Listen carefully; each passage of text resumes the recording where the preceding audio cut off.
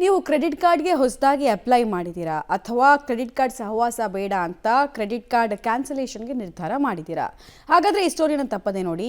ಈ ಗೊತ್ತಿಲ್ಲದೆ ಕ್ರೆಡಿಟ್ ಕಾರ್ಡ್ನಿಂದ ಹೆಂಗೆ ದುಡ್ಡು ಮಾಯ ಆಗ್ತಾ ಇದೆ, ಜನರಿಗೆ ಹೆಂಗೆ ಮೋಸ ಆಗ್ತಾ ಇದೆ, ಹೊಸ ಸ್ಕ್ಯಾಮ್ ಯಾವ ರೀತಿ ತೆಗೆದುಕೊಂಡಿದೆ ಅನ್ನೋದರ ಕಂಪ್ಲೀಟ್ ಡೀಟೇಲ್ಸ್ ಇದೆ, ನೋಡ್ಕೊಂಡು ಬರೋಣ ಬನ್ನಿ. ಕ್ರೆಡಿಟ್ ಕಾರ್ಡ್ ಬಳಕೆ ಮಾಡ್ತಿದ್ದೀರಾ? ಎಚ್ಚರ ಎಚ್ಚರ! ಕ್ರೆಡಿಟ್ ಕಾರ್ಡ್ಗೆ ಸೈಬರ್ ಚೋರರ ಕನ್ನ, ದುಡ್ಡು ಕಳೆದುಕೊಂಡವರ ಗೋಳು. ಕ್ರೆಡಿಟ್ ಕಾರ್ಡ್ ಈಗ ಎಲ್ಲರ ಬಳಿಯೂ ಇದೆ. ಆದರೆ ಈ ಕ್ರೆಡಿಟ್ ಕಾರ್ಡ್ ಮೇಲೆ ಸೈಬರ್ ಚೋರರು ಕಣ್ಣು ಹಾಕಿದ್ದಾರೆ. ಅದರಲ್ಲೂ ಹೊಸ ಕ್ರೆಡಿಟ್ ಕಾರ್ಡ್ದಾರರು ಹಾಗೂ ಕಾರ್ಡನ್ನ ಕ್ಯಾನ್ಸಲ್ ಮಾಡೋಕೆ ಓಡಾಡೋರನ್ನೇ ಟಾರ್ಗೆಟ್ ಮಾಡಿಕೊಂಡು ಅವರ ಬಳಿ OTP ಕೇಳಿ ದುಡ್ಡು ಸ್ವೈಪ್ ಮಾಡ್ತಿದ್ದಾರೆ. ಇದರಿಂದ ದುಡ್ಡು ಕಳೆದುಕೊಂಡವರು ತಲೆ ಮೇಲೆ ಕೈ ಹೊತ್ತು ಕುಳಿತುಕೊಳ್ಳುವಂತಾಗಿದೆ. Case number 1, 40,000 ಮಂಗಮಾಯ. ಆತ್ಮಹತ್ಯೆಗೆ ಯತ್ನಿಸಿದ ಯುವತಿ, ಕಣ್ಣೀರು ಹಾಕಿದ ಯುವತಿ. ನಮಗೆ ಕಾರ್ಡು ಫೋನ್ ಮಾಡಿಬಿಟ್ಟು ನಿಮಗೆ ಕ್ರೆಡಿಟ್ ಕಾರ್ಡ್ ಬಂದಿದೆ ಅಂತ ಹೇಳಿದ್ರು. ಮತ್ತು ನಾವು ಬ್ಯಾಂಕ್ ಹತ್ರಕ್ಕೆ ಹೋಗಿ ನಮ್ಮ ಬೇಡ ಅಂದ್ರೂ ಮತ್ತೆ 3 ತಿಂಗಳಿಗೆಲ್ಲ ಕ್ಯಾನ್ಸಲ್ ಮಾಡ್ತೀವಿ ಅಂದರು. 3 ತಿಂಗಳಿಗೆ ಮತ್ತೆ ಬಂದರೆ ಅವ್ರು ಇರಿಲ್ಲ, ಬೇರೆಯವ್ರು ಇದ್ದಕ್ಕೆ ಇದು ಕ್ಯಾನ್ಸಲ್ ಮಾಡಬೇಕಂದಿದ್ದಕ್ಕೆ ಇನ್ನೂ 2 ದಿನ ಆಗಲ್ಲ ಅಂದರು. ಮತ್ತು ಹೋಗಿ 2 ತಿಂಗಳಿಗೆ ಕಾಲ್ ಬಂತು, ನಿಮ್ಮ ಕ್ರೆಡಿಟ್ ಕಾರ್ಡ್ ಕ್ಯಾನ್ಸಲ್ ಮಾಡ್ತೀರಿ, OTP ತಿಳಿಸಿ ಅಂತ. ನಾವು ಕ್ರೆಡಿಟ್ ಕಾರ್ಡ್ ಕ್ಯಾನ್ಸಲ್ ಮಾಡ್ತೀವಿ ಅಂತ ಅಂದಿದ್ದಕ್ಕೆ ಬ್ಯಾಂಕ್ ಅವ್ರಿಗೆ ಕಾಲ್ ಮಾಡಿರೋದಂತ ನಾವು OTP ತಿಳಿಸಿದ್ರಿ. 1 ಟೈಮ್ ಹೇಳಿದ್ರೆ ಮತ್ತೆ ಫೇಲ್ ಆಗ್ತಾ ಇದೆ, ಇನ್ನೊಂದು ಸಲ ಹೇಳಿ ಅಂದರು. ಮತ್ತು ಇನ್ನೊಂದು ಸಲ ಹೇಳಿದ್ರು ಮೇಡಮ್. ಮತ್ತು ಅಮೌಂಟು ಜನವರಿಯಲ್ಲಿ 14ನೇ ತಾರೀಕು ಕಾಲ್ ಮಾಡಿದ್ರು, ನೀವು ಇಷ್ಟು ಅಮೌಂಟ್ ಎತ್ಕೊಂಡಿದ್ದೀರಾ, ಅಮೌಂಟ್ ಕಟ್ಟಬೇಕು ನೀವು ಅಂದರು. ನಾವು ಇಲ್ಲ, ಅಮೌಂಟ್ ತೊಗೊಂಡಿರಲಿಲ್ಲ, ನಾವು ಹೆಂಗೆ ಕಟ್ಟೋದು ನಾವು ಅಂದರೆ, ಮತ್ತು ಅವರು ನಮ್ಮ ಅಕೌಂಟಿಗೆ 44,000. ಹಾಂ, ಇವಾಗ ಮೊನ್ನೆ 44,000 ಇತ್ತು, ಇವಾಗ 48,000 ಹೇಳ್ತಾರೆ. ಹೌದು ಮೇಡಮ್, ಏನು ಮಾಡಬೇಕಂತ ಗೊತ್ತಿಲ್ಲ ಮೇಡಮ್ ನಮಗೆ. ಕೇಸ್ ನಂಬರ್ 2, 1.18 ಲಕ್ಷ ಹಣ ಮಂಗಮಾಯ. ಲೋನ್ ಕಟ್ಟುವಂತೆ ಬ್ಯಾಂಕ್ನಿಂದ ಟಾರ್ಚರ್. ಮೇಡಮ್, ಆನ್ಲೈನ್ ಅದು ಅಪ್ಲೈ ಮಾಡಿದ್ವಿ. ಅಪ್ಲೈ ಆದಮೇಲೆ ಒಂದು 8 ದಿನಕ್ಕೆ ಅದು ಬಂತು. ಅದು ವೆರಿಫಿಕೇಷನ್ ಕಾಲ್ ಬಂತು. ವೆರಿಫಿಕೇಷನ್ ಕಾಲ್ ಬಂದಮೇಲೆ ನಮ್ಮ ಅಡ್ರೆಸ್ ಕೇಳಿದ್ರು, ಅಡ್ರೆಸ್ ಪ್ರೂಫ್ ಕೊಟ್ಟೆ.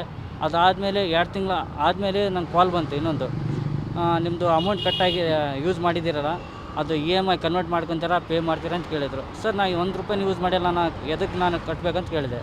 ಇಲ್ಲ, ನೀವು ಯೂಸ್ ಮಾಡಿದ್ದೀರಾ ಅಂತ ಹೇಳಿದರು. ಇಲ್ಲ ಸರ್, ನೀವು ಯೂಸ್ ಮಾಡಿಲ್ಲ. ಅದಕ್ಕೆ ನಾನು ಏನಂದರೆ ಬ್ಯಾಂಕಿಗೆ ಹೋಗಿ ಬರ್ತೀನಿ ಅಂತ ಹೇಳಿದೆ. ಬ್ಯಾಂಕಿಗೆ ಹೋದೆ, SBI. ಇಲ್ಲ, ಅದು 1,28,000. ಅದು ಆದಮೇಲೆ ಬ್ಯಾಂಕಿಗೆ ಹೋದೆ. ಬ್ಯಾಂಕ್ನವ್ರು ಏನಂತ ನಮ್ಗೆ ಗೊತ್ತಿಲ್ಲ, ನೀವು ಸೈಬರ್ ಆಫೀಸ್ಗೆ ಹೋಗಿ ಅಂತ ಹೇಳಿದರು. ಸೈಬರ್ ಆಫೀಸ್ನಲ್ಲಿ ಕಂಪ್ಲೇಂಟ್ ಮಾಡಿದೆ ನಾನು. ಬ್ಲಾಕ್ ಮಾಡಿ ಅಂತ ಹೇಳಿದೆ. ಬ್ಲಾಕ್ ಮಾಡೋಕ್ಕಾಗಂಗಿಲ್ಲ, SBI ಅದು ಕಾಲ್ ಮಾಡಿ ಹೇಳಿ ಅಂತ ಹೇಳಿದರು. ಅವ್ರು ಹೇಳಿದ್ರು, ಇಲ್ಲ EMI ಕನ್ವರ್ಟ್ ಮಾಡ್ಕೊಳ್ರಿ ಅಂತ ಹೇಳಿದರು. EMI ಕನ್ವರ್ಟ್ ಮಾಡ್ಕೊಂಡ್ರೆ 4,800 ರೂಪಾಯಿ ಅದು EMI ಕನ್ವರ್ಟ್ ಆಯಿತು. ಸೈಬರ್ ಆಫೀಸ್ಗೆ ಹೋದೆ. ಇಲ್ಲ, ನೀವು ಎಲ್ಲಿ ಅಮೌಂಟ್ ಕಟ್ಟಬೇಡ್ರಿ, ನಾವೇ ಮಾಡ್ತೀವಿ ಏನಾದರೂ ಅಂತ ಹೇಳಿದರು. ಏನಾದರೂ ಏನಾಗಿಲ್ಲ ಮೇಡಮ್. ಇನ್ನು ಈ ಬಗ್ಗೆ ಬ್ಯಾಂಕ್ನವರನ್ನ ಕೇಳಿದ್ರೆ ಹಾರಿಕೆ ಉತ್ತರ ಕೊಡುತ್ತಿದ್ದಾರಂತೆ.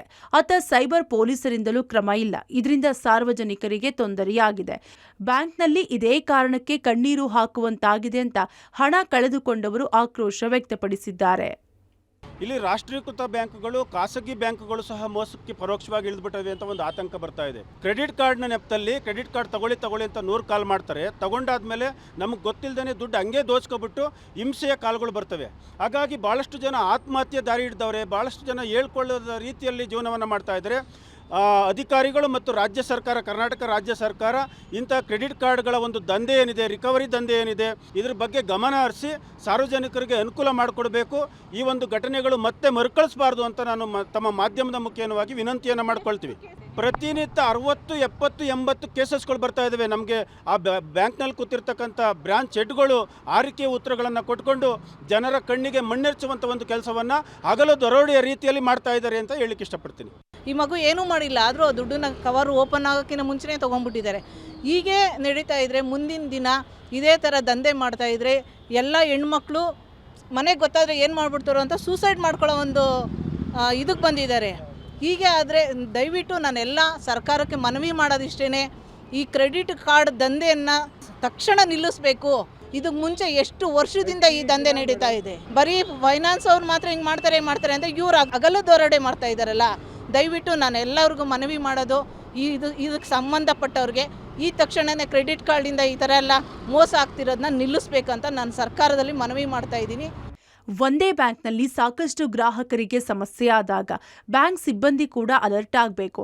ಒಟ್ಟಾರೆ ಸೈಬರ್ ವಂಚಕರ ಜಾಲಕ್ಕೆ ಅಮಾಯಕರು ಬಲಿಯಾಗುತ್ತಿದ್ದಾರೆ. ಪವಿತ್ರ ಕಡ್ತಲ, ಪಬ್ಲಿಕ್ ಟಿವಿ, ಬೆಂಗಳೂರು.